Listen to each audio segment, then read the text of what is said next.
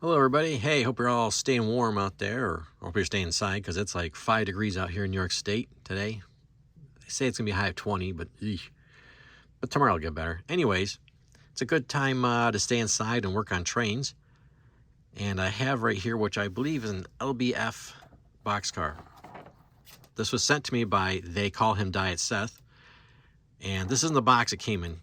He didn't have the box, but I believe that's an LBF boxcar just based on these seem to be the trucks they always packed with their cars, these heavy brass wheels, which I really like, and the way the trucks and couplers mount on the bottom of the car. It's very typical what they used. And Seth does N scale, but he used to do HO, but he had a big lot of HO stuff he bought, and he had remembered that he had this piece left when I had mentioned one time to him that I like Conrail. So he said, hey, I'll send it to you and just let me see you build it. So, okay, so we're gonna build it. And unfortunately, whoever had this before him put the weight in, glued the roof on, and you can hear the weight floating around in there. And they had a little system with these cars. If I can pick it up. These little plastic, I guess you call them shims.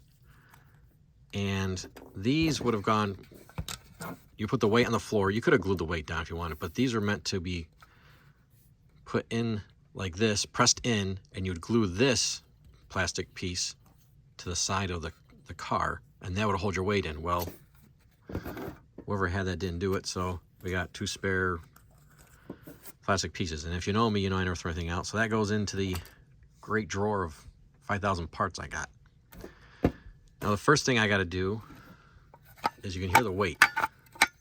And that's going to drive me crazy. So there's these 2 holes in the bottom. I don't know what that's about, but we're going to use that to our advantage. So what I'm going to do is, first thing I'm going to have to do is get the weight, flat. Whoops. But it does slide. You can hear it. So my thought is just to tap a little bit. Try to get somewhat squared. It's okay side to side, but lengthwise. And to hold in place, I'm going to take a magnet and come up under here. Oops. Let me try again. I caught one of the posts.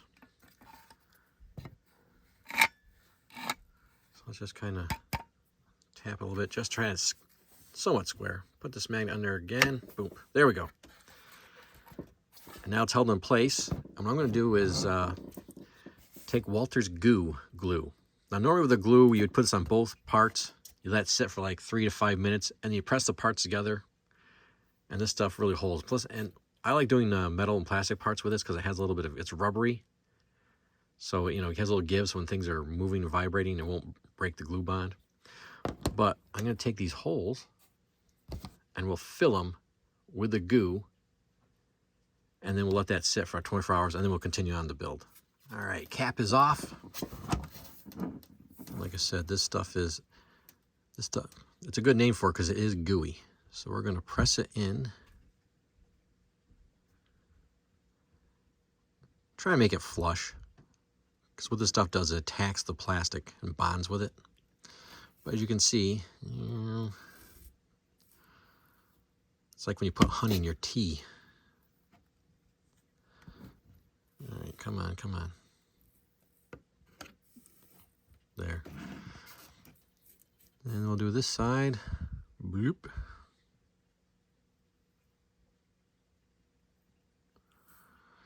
And as the stuff dries, it does kind of shrink a little bit. So if it's a little above the hole, it'll probably recess a little bit as it dries.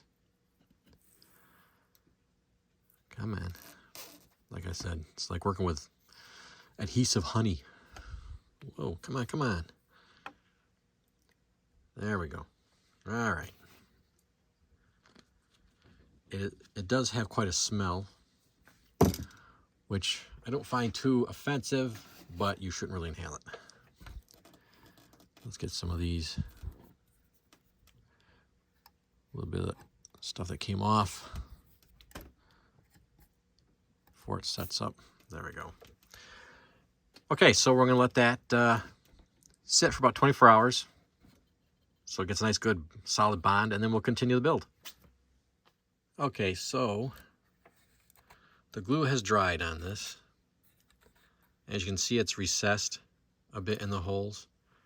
And I filed, that's what those rough marks are for, just to make it smooth, but you're not going to see the bottom.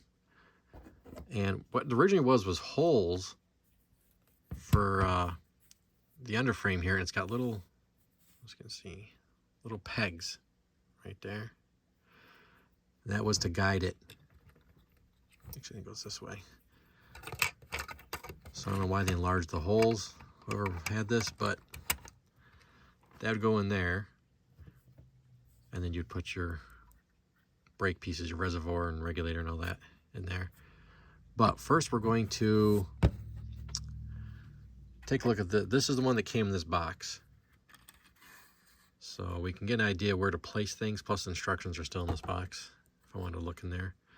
But that's what the bottom will look like. And I used overshaft couplers. You can see that they're not in the center, they're monotop because this car sat high and you get the right coupler height.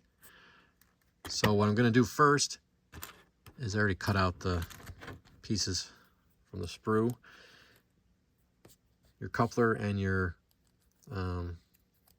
truck mount are one piece. They go together like this. Coupler goes in here and you screw your trucks onto the bottom. I'm going to put this on first just to see where the height of the coupler is going to be, because this is a different mold. As you can see, this is a double door boxcar and this is a single. So let's see if this mold sits high too first, and before we start gluing things down. Okay, this kit came with plastic couplers. They have the, let's get this to focus. It has the real spring in them. So I'll keep these, put them aside. If they had plastic springs, I usually put them in a big bag and I take them to train shows and give them away. But I'm going to use Katie number 148s that have the little whisker spring. Come on, focus. You can just see the little fine little whiskers. So what we do is simply put in there. Put the cover piece.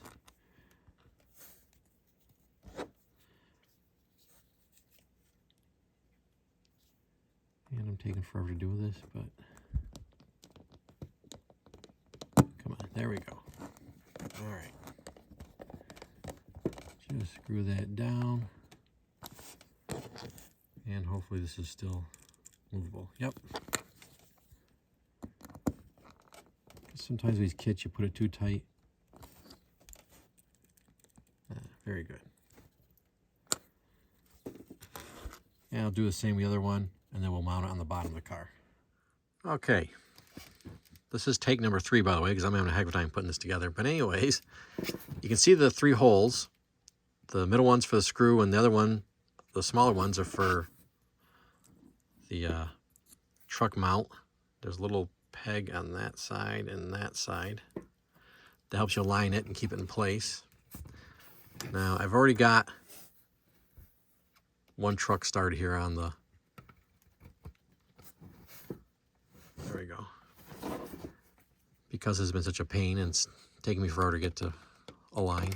Now, hopefully, this screws in.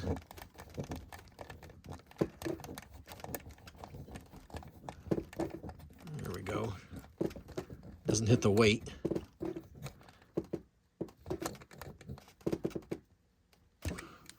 Which I think it is. So, as you can see, we got a lot of play. All right, I'm gonna have to get a shorter screw. Okay, I found slightly shorter screw. Not much shorter, but let's give this a go and hopefully crazy. See, I like when they're Phillips because you can grip them better. All right, well, you're not aligning here. There we go. All right, this car's fighting me. hope you're all enjoying this because it's not easy filming with a camera in front of your workspace. And when things don't work out the way you want, like that, it gets to be a little frustrating.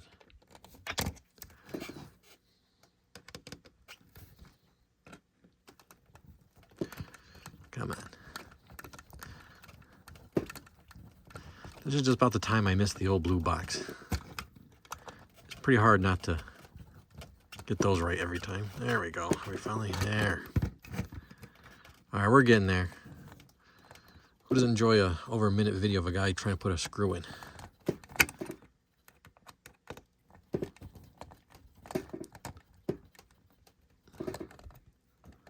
All right, so there we go.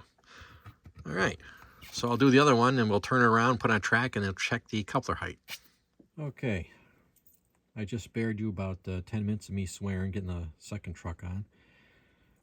I don't maybe I'm off my game today, but man, that gave me a heck of a time. Anyways, we're on a track, so let me get the height gauge, the Katie height gauge, and we'll see. Yeah, it's pretty much on that side.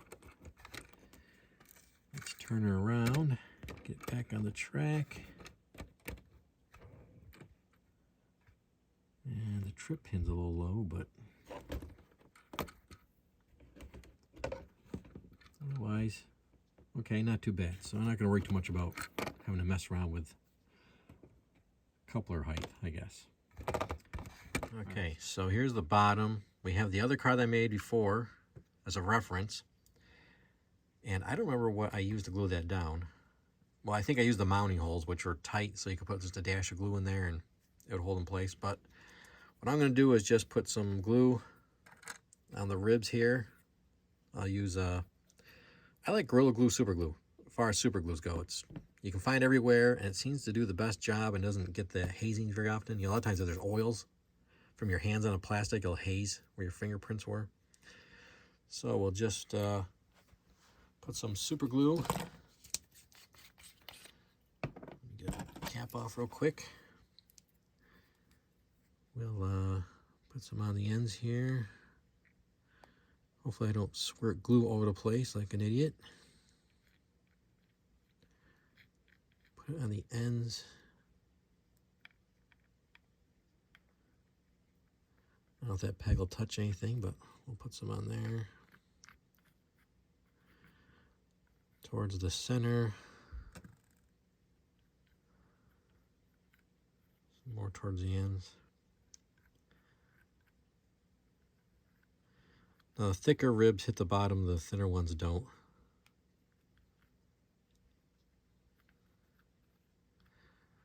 And as always, super glue is not one of those things, you know, if a little's good, a lot's better kind of thing. You put just a little bit on that you need so you don't want it running everywhere.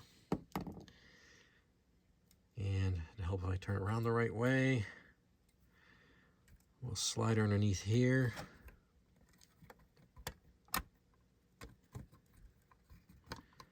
And actually this one piece here kind of tells you where it goes because it can't go any further the other way. So we'll just press it in.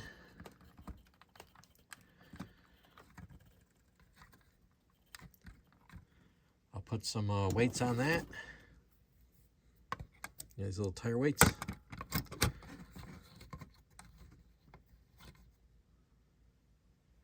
And we'll let that dry. All right, now the frame is glued on and dried. We'll use the other car as a guide here to put on the braking detail. So I already cut these out of the molding sprue. There's the reservoir tank. And we'll just simply use a little dash of super glue.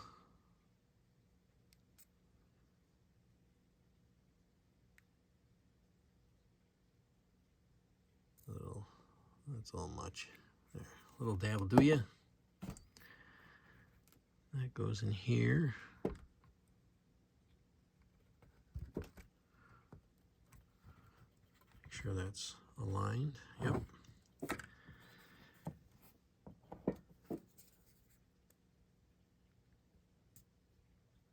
We'll put this piece in. Whoops. Get that in camera.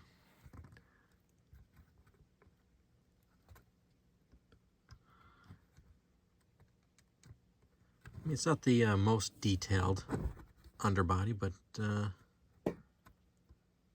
know, not too bad. I know we live in a time where everybody's obsessed with underbody detail,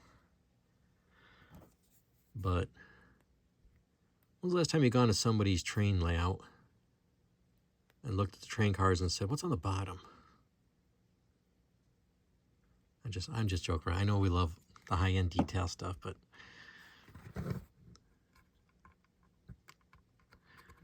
and of course the last one's going to be the paint, isn't it? There we go. Oh, focus. And that's the bottom of the, that's the end of the bottom work for this car. Okay, next we'll go on to, I'll let this dry for a little bit, but we're going to go on to the end details. You can see all the holes. So we'll put on the brake wheel, and there's separate grab irons, and then there's another like lengthwise grab bar. So let's just let this dry and move on to those other details. Okay, these are the parts we have left. I just want to show you real quick that you do get extra parts. So they do have painted the tack boards, the brake wheel holder, and the little step for the brake wheel. But this also comes with longer steps right here that we'll use instead. And there's the grab bar. Hope I can cut those out without breaking them. I've broken lots of those in the past. But you do get an extra set of stirrup steps, which I'm not going to use because the car has them on the end. I mean, they're not the greatest. It's going to focus or not. But anyway, you see it right there. I don't want to go through the paint, plus try and match the paint. And you get a whole other set of these. But those go in the extra part drawers for repairing other cars or whatever. And unfortunately, the brake wheel comes only in black. So I'll have to see if I find some brown paint I can match it, or come close and do a little trick to make it blend. All right, so I'm going to cut these out. I don't think you want to see me mess around cutting out little parts and stuff. But I'll do that and clean them up, and then we'll put them on the car. Okay, I got the finer details cut out and trimmed, and a little filing just to make it smooth.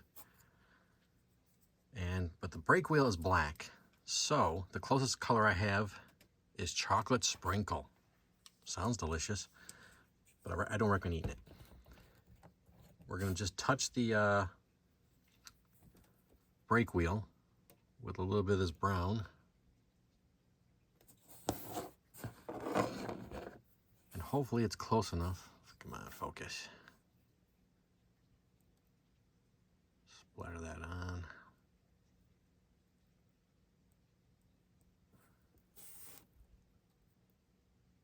Like I said, hopefully when this dries, it's close enough to the brown of the car and no one will notice any color difference.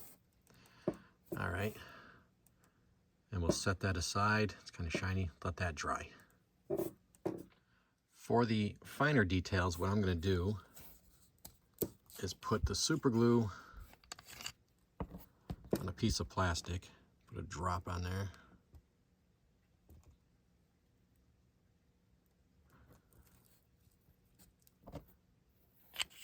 And I'll use a toothpick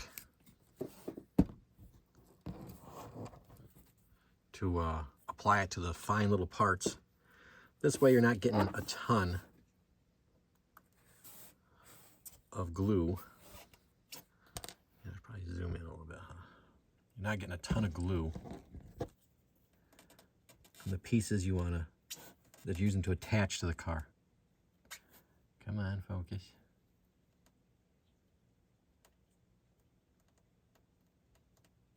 And we'll just touch the little mounting pegs. Oh, it's going to focus, I'm sorry. Let's back this up. And then we just line up the holes. Actually, this goes the other way.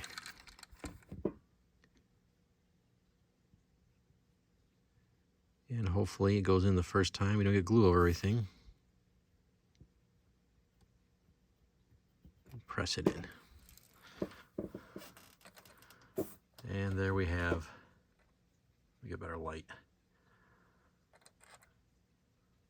the first little shortened ladder, excuse me, on there. I raised the camera up a little bit just to make this a little easier on me. See if it works better, having the camera pointing down at what I'm doing. So the little walkway, we'll put a little dash of glue.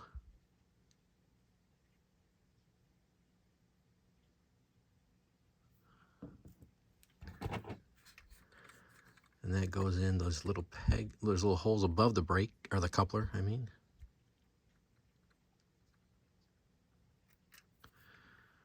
Like so. There we go. Make sure it's square. Yeah, it looks pretty good. Then we'll do the brake wheel holder. Now, the problem doing this fine stuff on a camera with glue is you have one take. And if I do something stupid, there's no going back. Whoops. Should probably do that in camera. You know what? I spent so much, I'm looking at the part so much, I'm not looking at the camera. All right, and this has little holes to line up. Oops.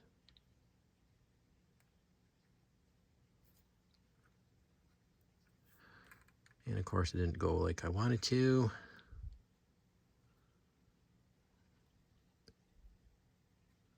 Come on, get in there. It's not aligning correctly.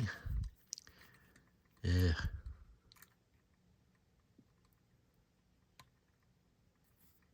There we go. Why that's not going in. I know it's probably kind of boring seeing me fart around with it, but all right, we got that piece. Now the hard piece comes, this long one. Let me get that ready. Okay, now this one I gotta put 4 little bits of glue on those tabs you can see. So that'll be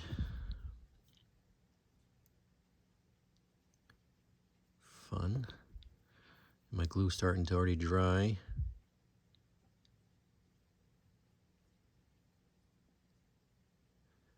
You know, we don't like the price of some of the high-end cars because all the details. But I'll tell you, now you know why. You build one of these and you know why they charge you so much. So we try to align the first piece in the hole. Oh, I got glue. There. And there's the grab iron, or whatever you want to call it. Probably, you know, the guy to hold on to. And we're still waiting for the brake wheel to dry. So when that dries, we'll just mount it in the hole right there. We got one more piece to put on. So it's the tack board. And that's going to go right in here. So we just want a touch of glue. I hope I didn't put too much on there.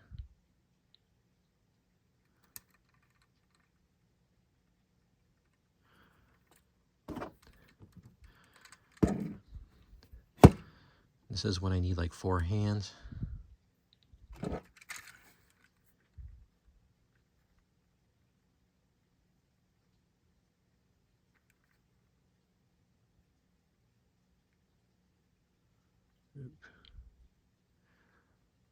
And there, and we do have a little glue showing, but if it looks real bad, what I do is I go back and put a dash of dull coat sometimes, or semi-gloss, just to blend it. But there you have the end. As long as you're lucky it dries and doesn't look so bad. Okay, brake wheel's dry. So here's the exciting part. We'll glue that on. And yes, that was sarcasm.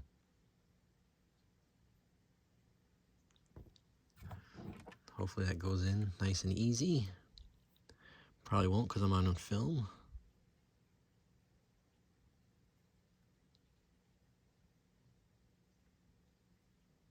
Come on. Oh, for crying out loud. I did test fit this and it did go in last time. What the heck?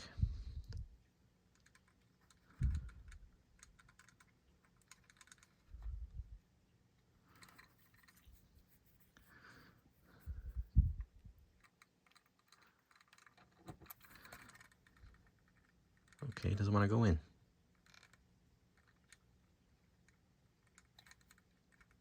There we go. And now push this part up.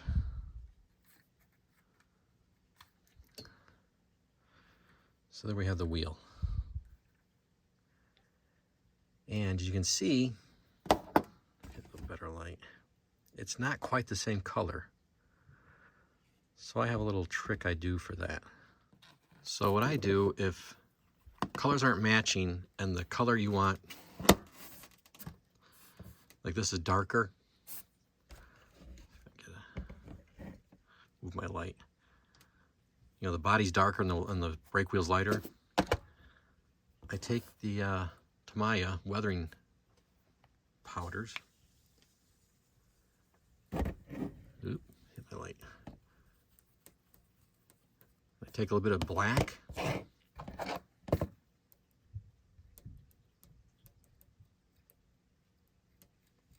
I put the black on it just to kind of, not a ton, just to try to darken it up a bit so it blends in better.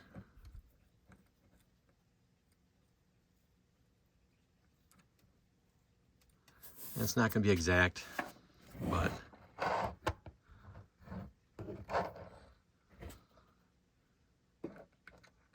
it does help it blend in a little more. And when this is on the track going by, you're not going to really notice it.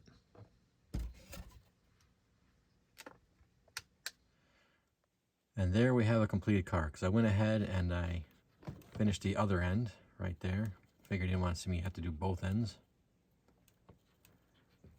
And there we have finished a Conrail 50-foot single-door box car by LBF Company, which, as I said before, is no longer in business. And there you go. And if you found this video boring, well, blame Seth. He didn't want to see me build it. All right, everybody. Thanks for watching this. And as always, where there's trains, you just might see me.